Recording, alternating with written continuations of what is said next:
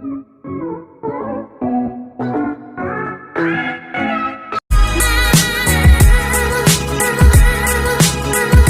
guys, bago tayo magsimula sa video na to, kung bago lang kayo sa channel namin, huwag kalimutan mag-subscribe.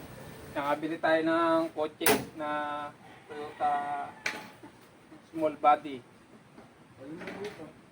Kaso guys, kung napapansin nyo kung bakit bininta ng may-ari ito, nakasarla lang.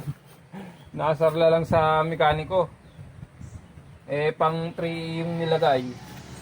Naka piston ring. Yan, para sigurado tayo. Ipipiston ring na natin siya. Ngayon, kung hindi na natin siya ipapasok sa nabili nating kotse sa halagang 28. Kasi mga bago pa oh. Wala tayong gastos dito.